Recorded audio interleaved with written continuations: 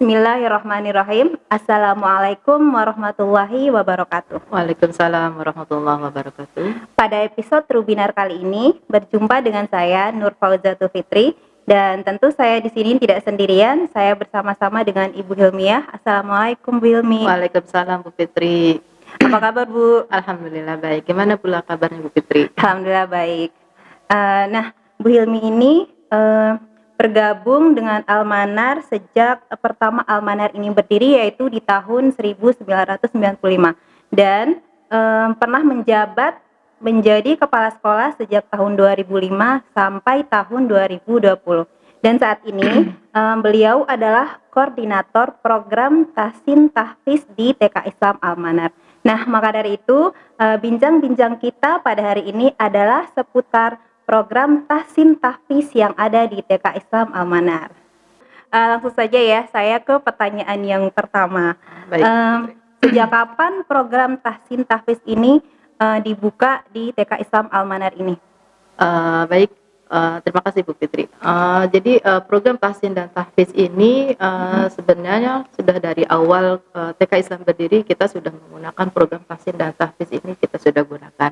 Karena satu pertama adalah sekolah kita adalah berbasic sekolah Islam, jadi memang program ini yang memang menjadi program utama untuk sekolah Islam yang kita laksanakan di TK Islam Al-Manar.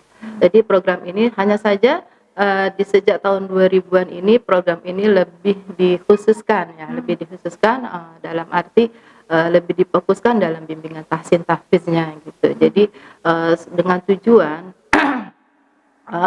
program ini supaya anak-anak yang memiliki daya hafal lebih dan memiliki basic hafalan yang sudah ada dari rumah itu akan kita lebih tambahkan lagi, lebih dimatangkan lagi. Dan yang kedua, kita terapkan program ini untuk mengisi ruhiyah mereka dengan Al-Quran, dengan harapan juga kelak anak-anak kita berakhlak mulia dan berkarakter Islami. Itu tujuan kita. Berarti kalau Tahsin Tahfiz ini dibuka sejak pertama kalinya Al-Manar ini berdiri, bisa dibilang sekolah Al-Manar ini dibangun untuk mencetak generasi-generasi Ya, Quran betul gitu ya Bu. gitu. Jadi harapan kita anak-anak yang kita bina di sini itu berakhlak mulia, berkarakter Islami gitu. Artinya kita sekarang ini mengisi ruhiyah mereka dengan Al-Qur'an gitu. Kelak mereka akan mengingat kembali di masa mereka dewasa apa yang kita tanam sekarang gitu. Artinya Al-Qur'an ini memang enggak pernah jangan sampai ditinggalkan dari hati mereka. Ya, kita harapannya Al-Quran itu selalu menjadi belahan jiwa mereka gitu ya. Baik Bu. Nah, dalam kita mengajar kita kan pasti menggunakan metode-metode tertentu agar apa yang kita sampaikan ke anak didik kita itu tersampaikan dengan baik. Nah, di luar sana nih banyak sekali kita temukan berbagai macam metode yang dipakai untuk belajar dan mengajarkan Al-Quran, baik itu untuk orang dewasa maupun untuk anak-anak ya. Nah, di TK Islam Al-Manar sendiri ini kan anak-anak usia dini ya Bu. Kira-kira metode apa yang dipakai untuk program ini Tahsin dan Tahfiz di TK Al-Manar ini? Jadi untuk metode yang kita gunakan, kita sudah beberapa menggunakan metode yang untuk pembelajaran tahsin dan tahfiz ini. Salah satu di antaranya pertama kali kita berdiri kita sudah menggunakan metode Iqra gitu ya, metode Iqra. Dan terus yang kedua kita juga pernah mencoba dengan metode Hanifidah. Metode Hanifidah itu menghafal dengan menggunakan arti, dengan menggunakan gerakan juga anak-anak. Nah yang terakhir ini kita menggunakan metode Umi. Nah di metode Umi ini kita merasa ada kecocokan gitu. Jadi walaupun mungkin di metode-metode yang lain juga semua ada keunggulan masing-masing. Di metode Iqra, baik itu metode Hanifidah gitu, itu semuanya ada keunggulan masing-masing untuk anak-anak gitu.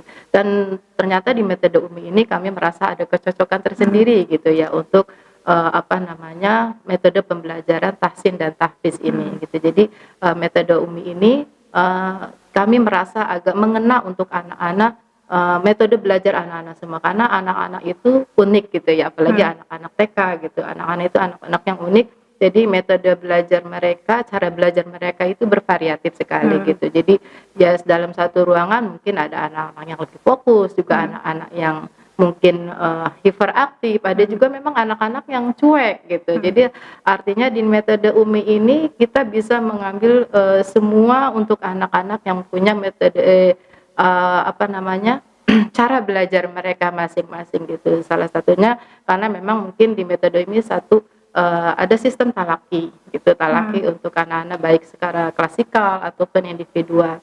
Terus yang kedua juga memang ada apa namanya lagam sendiri dari metode ini gitu yang mungkin anak-anak juga lebih senang gitu dengan metode tersebut, dan dengan lagam-lagam tersebut mereka akan lebih mudah gitu. Jadi mereka akan lebih mudah. Jadi mungkin disinilah yang mungkin kami merasa cocok menggunakan metode UMI, dan sampai saat ini kami masih menggunakan metode ini untuk pembelajaran tahsin dan tahfiz di TK Islam Al-Manar. Ya, baik. Berarti metode UMI ini dirasa lebih cocok untuk model Ya, belajar setiap betul. anak-anak ya. Gitu. Jadi anak-anak yang apa namanya, yang mungkin dalam tanda kutip yang tidak suka jadi ke bawah suka gitu. Baik. Lalu bagaimana dengan proses pelaksanaan pembelajaran tahsin dan tahfiz ini, Bu? Ya, proses pembelajaran tahsin dan tahfiz ini kita untuk tahfiznya biasa kita terapkan di apa namanya di kelas masing-masing, dan kita selalu awali sebelum KBM mereka mulai itu dengan murojaah gitu ya. Jadi murojaah di kelas masing-masing serentak. Itu dibimbing oleh guru kelas masing-masing, dan setelah itu nanti akan ada apa namanya talaki secara klasikal. Terus juga setelah talaki secara klasikal untuk penambahan materi hafalan, lanjut nanti akan ada talaki secara individual oleh guru kelas masing-masing. Nah dari itu semua mungkin nanti juga akan ada review hafalan dari apa materi yang sudah disampaikan oleh di kelas masing-masing.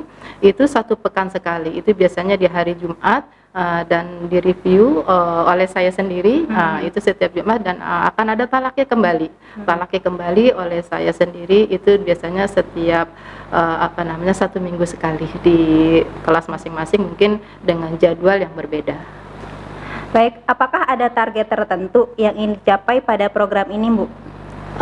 Kalau target mungkin karena kita memang satu sekolah, satu lembaga, memang harus ada target ya. Jadi artinya supaya kita punya standar sendiri gitu untuk pembelajaran tahsin dan tahfiz ini. Jadi untuk tahsinnya itu mungkin kita targetnya itu jilid 1 sampai jilid 3 mereka minimal banget itu kelas B harus sudah bisa menyelesaikan jilid 3. Terus apa namanya kalau untuk tahfiznya di kelas sendiri mungkin kelas B itu lulus minimal harus sudah mencapai sampai surat Al-Zalzalah gitu. Namun demikian semuanya itu kembali lagi ke perkembangan mereka masing-masing gitu. Jadi mungkin ada juga anak-anak yang mungkin ketika masuk mereka sudah masuk jilid 2 gitu, bahkan mereka memiliki daya hafal lebih, terus makharijul huruf yang bagus ya, juga termotivasi sendiri juga gitu dalam pembelajaran UMI ini ketika mereka masuk gitu. Jadi mereka di luar sana sudah mungkin menggunakan metode yang lain, ketika masuk mereka lebih senang dengan metode UMI, akhirnya mereka lebih terpacu juga gitu, akhirnya termotivasi, mereka bahkan sudah ada yang masuk jilid 5 gitu, jilid 5, bahkan beberapa tahun lalu ada yang sudah bisa menyelesaikan jilid 6 gitu. Dan sekarang ini di kelas A itu sudah ada yang jilid 5 gitu. Masya Allah. Luar biasa ya. Jadi kelas A ini sudah ada yang masuk jilid 5 di UMI-nya. Jadi semuanya itu tergantung ke anaknya lagi gitu. Dan terus untuk tahfiznya juga sama seperti itu, artinya kita tidak batasi, walaupun mungkin kita punya target tersendiri di kelas masing-masing, di apa namanya untuk kelas B sampai surah Al-Zalzalah, namun mereka yang mempunyai basic hafalan mungkin dari rumah sudah ada gitu. Artinya kita di sini seperti kembali tadi saya jelaskan di awal, itu akan ada bimbingan tersendiri gitu. Artinya kita fasilitasi mereka untuk menambah hafalannya gitu, dan kita ini sebagai fasilitator untuk mereka lebih apa namanya menguasai hafalan-hafalannya gitu. Jadi artinya dari rumah mereka sudah punya basic sendiri dan di sini kita akan poles kembali gitu ya dengan program yang namanya tadi PPA, program pengembangan akademik. Dan anak-anak ini memang sudah dipersiapkan untuk kita bisa mengikuti event-event baik di dalam maupun di luar. Seperti yang tadi Bu Hilmi bilang bahwa ada anak-anak dari rumah yang memang sudah punya Ya, hafalan, berarti betul. sudah ada bimbingan dari Ya. rumah ya Bu. Nah itu berarti program ini tuh akan berkembang lebih baik Betul. jika ada bimbingan Nah, dari betul. orang tua di rumah gitu Iya, ya Bu ya. betul sekali gitu. Jadi memang apa namanya ketika awal masuk, ketika apa namanya observasi gitu biasanya ada orang tua juga yang menyampaikan, Bu, anak saya hafalannya sudah sampai di sini gitu. Artinya, nah di situ kita sampaikan, alhamdulillah Bu gitu. Nanti kita akan fasilitasi dan anak-anak yang seperti ini memang di awal di 3 bulan di awal kita akan apa namanya pantau gitu ya, pantau nanti kita akan dapat laporan dari wali kelas masing-masing bahwa anak-anak ini daya hafalnya luar biasa gitu. Artinya setelah itu nanti akan mengikuti proses yang artinya dari pengetesan atau dari apa namanya kita pantau lagi nanti dari saya langsung, terus juga ada laporan dari orang tua bahwa anak ini hafalannya sudah sampai di sini gitu. Nah itu akan kita poles lebih lagi dan ini artinya aset buat kita gitu ya, anak-anak seperti ini. Dan masya Allah luar biasa orang tua yang mungkin semangat sekali untuk apa namanya membidik anak-anak yang berkarakter Islami, anak-anak yang cinta Quran. Itu saya luar biasa suka sekali untuk para orang tua yang seperti itu. Dan ini menjadi apa namanya wadah kita untuk bisa mengembangkan apa namanya dakwah kita dalam bidang Al-Quran. Oke, Masya Allah. Nah Bu, dengar-dengar ada juga nih kelas unggulan di program ini. Ya, betul. Program unggulan itulah yang tadi yang saya bilang, anak-anak yang memiliki daya hafal lebih itu akan kita berikan bimbingan tambahan. Itu di luar jam KBM biasanya gitu. Jadi mereka tetap mengikuti KBM, nanti akan ada bimbingan khusus di luar KBM mereka untuk mendapatkan bimbingan tahsin dan tahfiz khusus yang mereka sudah misalnya seperti yang tadi basic hafalannya sudah jauh gitu. Bahkan anak-anak ini sudah juga banyak yang kita apa nama ikut sertakan untuk event-event lomba di luar dan masya Allah alhamdulillah dengan apa namanya semangat mereka dan apa yang sudah mereka peroleh dari hafalan-hafalan, mungkin kerjasama antara kita orang tua, tentu bukan kita sendiri lah ya gitu, artinya orang tua juga yang luar biasa di rumah, terus kita juga memfasilitasi gitu, artinya anak-anak ini sudah bisa membawa prestasi dari program tahsin dan tahfiz ini. Dan alhamdulillah dari beberapa tahun yang lalu sudah banyak prestasi yang diperoleh dari anak-anak tahsin dan tahfiz ini. Itu berkat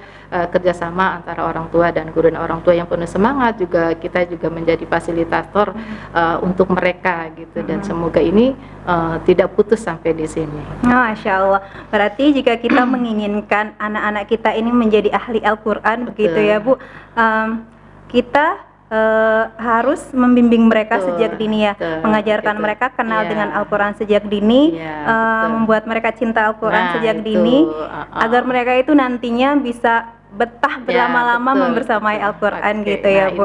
itu salah satu tujuan kita kan gitu, artinya kita tanamkan sejak dini untuk pasti nilai-nilai Al-Quran gitu. Kelak harapan kita mereka selalu berada di jalan yang Allah ridho gitu. Iya, Masya Allah. Baik, seperti yang tadi Bu Hilmi jelaskan tentang kelas unggulan ini, apakah ada kuota tertentu agar anak-anak itu termotivasi untuk masuk ke dalam kelas unggulan ini?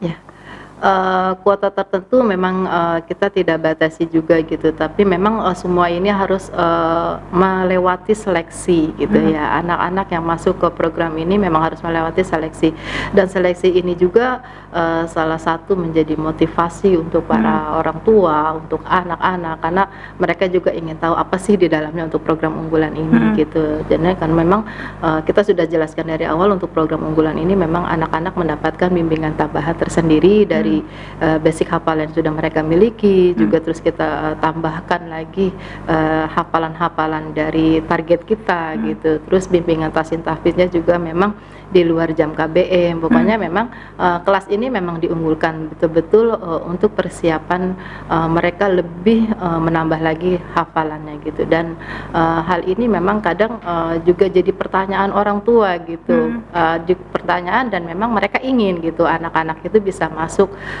di kelompok ini gitu, dan mereka juga cari tahu juga bagaimana caranya. Nah, caranya itulah yang tadi kita bilang, kita memang ada seleksi. Kadang kita perekrutan dari setiap kelas itu setiap tahunnya memang nggak tentu gitu, bahkan dari 5, bahkan mungkin bisa sampai 10, dan memang berapapun yang anak-anak bisa masuk ke dalam sini itu akan kita fasilitasi untuk bimbingannya gitu. Jadi, dan kita syukur alhamdulillah semakin banyak anak-anak yang masuk di kelompok ini, dan semakin pula kita untuk bisa mempersiapkan fasilitasnya untuk mereka bisa lebih mengembangkan potensi di bidang Al-Qur'annya. Baik, itu saja. Baik Bu Hilmi, terima kasih atas informasinya mengenai program tahsin tahfiz di TK Islam Al-Manar ini. Makasih juga waktunya Bu Hilmi. Oke, sama-sama Bu Fitri. Ya baik, itu dia bincang-bincang saya bersama Bu Hilmi di episode Rubinar kali ini.